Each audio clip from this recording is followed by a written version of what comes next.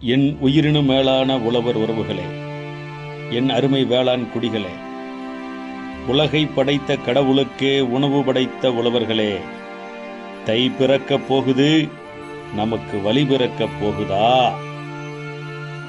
சுழன்றும் ஏற்பின்னது உலகு என்று சொன்னானே வள்ளுவன். ஆனால் இந்த உலகம் நம்மைத்தான் சுற்றி கொண்டிருக்கிறதா? உணவே கோவில், உழவனே தெய்வம், வேளாண்மையே ஆன்மீகம் என்கிற உண்மை தத்துவத்திற்கு உரிய உழவர் பெருமக்களே, போதுமடா சாமி, ஏன் பொழப்பே நாரி கிடக்கு, வெளியேறிடா மகனே விவசாயத்தை விட்டு என்று விவரம் புரியாமல் பேசிக் கொண்டிருக்கக்கூடிய உழவர் பெருமக்களே,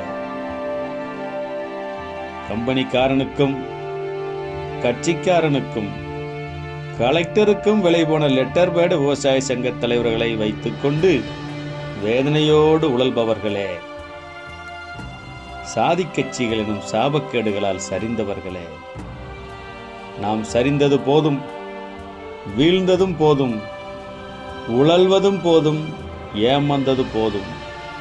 இந்த போகையோடு பொசுக்குவோம் அனைத்தையும், உழவர் உறவுகளாக எழுந்து நிற்போம்.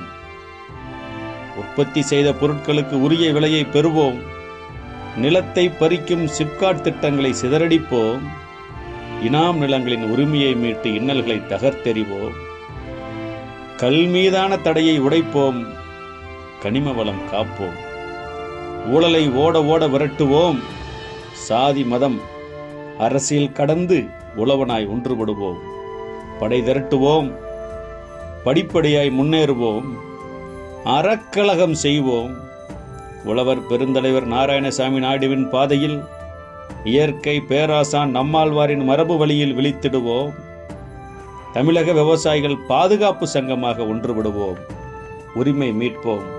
என் அருமை தமிழ் சமூகத்திற்கு திருவள்ளுவர் ஆண்டு 2056 தமிழ் புத்தாண்டு, தை திருநாள், நீராத்மா பென்னிக்குவிக் பிறந்த நாள், திருவள்ளுவர் தினம், மாட்டுப்பொங்கல், உழவர் தினம், பூப்பொங்கல் என அனைத்து திருநாளுக்கும் உங்களுக்கு தமிழக விவசாயிகள் பாதுகாப்பு சங்கத்தின் சார்பில் நல்வாழ்த்துக்களை தெரிவித்துக் கொள்கிறேன். நன்றி, வணக்கம்.